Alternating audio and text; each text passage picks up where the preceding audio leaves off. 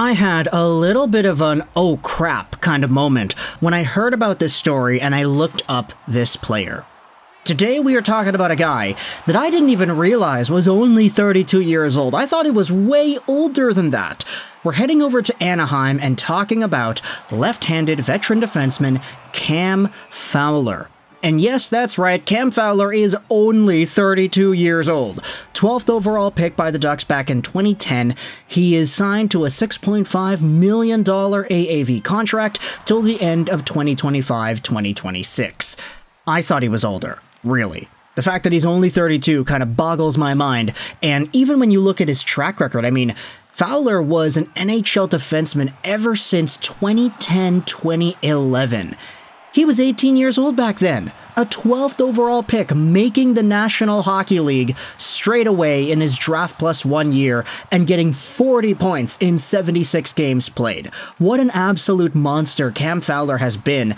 And from 40 points in 76 games in his rookie year to 39 points in 81 games this most previous year, Fowler still is a very legit, very capable, very offensively potent guy whom you should be paying attention to. I mean, yeah, the Anaheim Ducks were kind of trash this previous season, but the season before that, Fowler had 48 points and 10 goals in 82 games played. He is still as capable as ever at 32 years old, and the cap hit honestly isn't that bad. I mean, $6.5 million for a two-way guy, 32 years old, he's still that good. I like it a lot, right?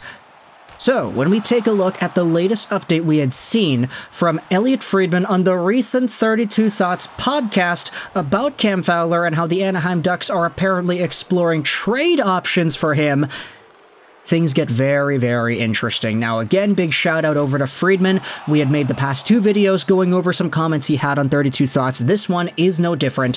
But I also wanted to go over some potential teams that have been written about in different articles as well, all coming to us via ProHockeyRumors.com. This first article on PHR just goes over the comments made by Friedman, and I like this article by Josh Erickson because it just transcribes word for word what it is that Friedman says on the podcast. It's easier for us to go out there and acknowledge what's going on, and then we'll also look at another article diving into which teams can be fits here for the 32-year-old defenseman. After over a decade in Orange County, defenseman Cam Fowler's time with the Ducks may soon come to an end. Both he and the team are in the early stages of exploring trade options in what Friedman called a positive working environment on Friday's episode of 32 Thoughts. Friedman says this, that Cam Fowler is a little bit older. They've got a lot of good young players. And eventually, what you've got to start doing is you've got to say, you know what, Cam? We have to start taking some of your ice time so that these other players learn what it's like to play in important situations.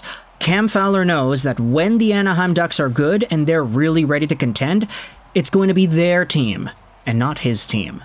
And so with this in mind, you start acknowledging that Cam Fowler may be on his last legs in the Anaheim Ducks organization. Not because he's bad, not because the team is better without him, but because if the Anaheim Ducks want to fully commit to bringing the younger guys in and having them take over this team, at some point, Cam Fowler's job is not going to be as important as it is right now. And for a guy who is still as good as he is right now, you can understand that for Cam Fowler, it might actually be a benefit for him to get traded elsewhere to a team that can contend and to a team that could use his services in a much more beneficial way. Anaheim just doesn't need a Cam Fowler-like asset right now for what it is they're doing in 2024-2025. And for Fowler, a guy who has been so good this entire time, if he wants to compete and he wants to maybe win a Stanley Cup or two, he's not going to do that with the Ducks in the next few years of this contract that he's got.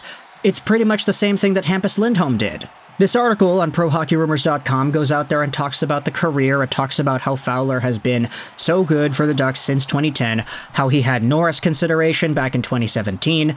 It then goes out there and says this, that he's entering the final two seasons of his deal, which carries a $6.5 million cap hit. The Windsor, Ontario native is still Anaheim's undisputed top defender, averaging north of 24 minutes per night over the last 3 years. His offensive output has remained at, if not slightly above, his career average as the Ducks tore down their roster in the late 2010s in anticipation of their ongoing post-Ryan Getzlaf rebuild. And so, when it comes to the Fowler trade conversation, I wanted to hop over onto another article published on ProHockeyRumors.com.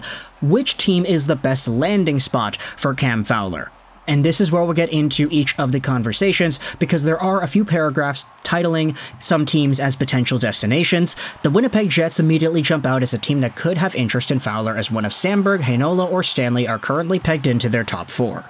That trio leaves much to be desired in a top 4 role, which could lead the Jets to pivot to Fowler. Winnipeg has just under $6 million in cap space, with Cole Perfetti being the only RFA left to sign. Perfetti shouldn't eat up too much of the available space, which should allow the Jets to comfortably fit Fowler's contract into the fold for the next 2 years, especially if the Ducks retain some salary off the top. So if you trade away, let's say a defenseman making $1 million or $2 million for Fowler with some salary retained, it could work out for the Winnipeg Jets. The Utah Hockey Club has already added heavily to their defensive group this summer, swinging separate trades for Mikhail Sergachev and John Marino.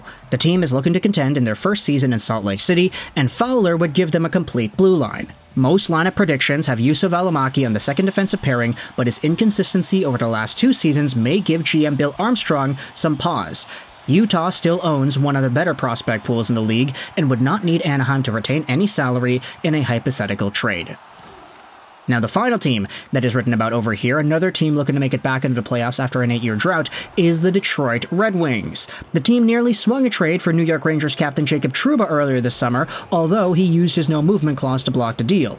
The Knicks' trade for Trouba indicated that the Wings are still looking to upgrade their blue line, making them an enticing fit for Fowler. The team largely has no reliable options outside of youngster Moritz Seider, and Simon Edvinsson, I think, is going to be a little bit better than absolute nothing. But I get it, he hasn't played a full season yet. There's still some breathing room for doubt there.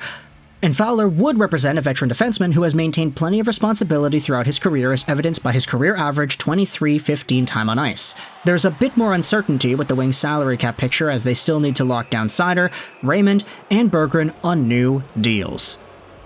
So out of these teams, if you go out there at the bottom of the article, there is a poll. If you look at the best landing spot for Cam Fowler, most people actually say that the Detroit Red Wings would be the best option here, which is really interesting to me, mostly because the salary cap for Detroit is absolutely out to lunch. We do not know where they're going to go with that.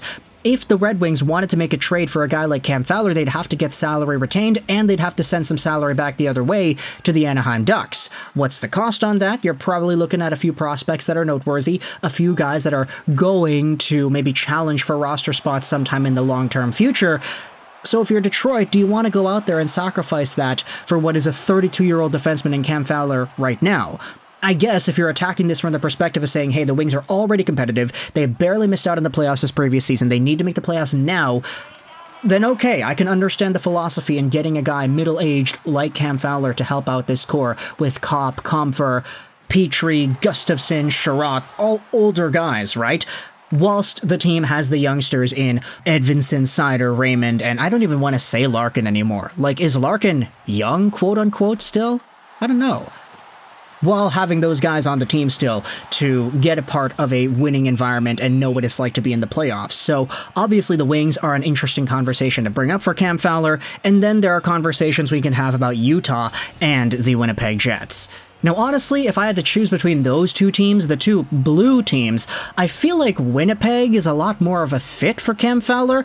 I feel like they have a lot more upward potential in the next year or two. I get it, you could say the Winnipeg Jets are kind of frauds, but I think their team is, on paper, a lot better than Utah's. And because Cam Fowler doesn't have any trade protection, it's not really like he has a choice to go wherever he wants. However, if he did want to prioritize going to a cup-contending team, Winnipeg is right there, and they do have a spot in their top 4. Then you talk about the Utah Hockey Club. I do think that Cam Fowler would kind of finalize the Utah decor into what it could be, because all these names, Sergachev, Marino, Fowler, these guys are all super good defensemen. And the Utah Hockey Club going from what was an Arizona Coyotes team that was really meh to what it could be right now in 2024-2025 with Logan Cooley, an extra year of his development, and some other guys potentially breaking onto the team.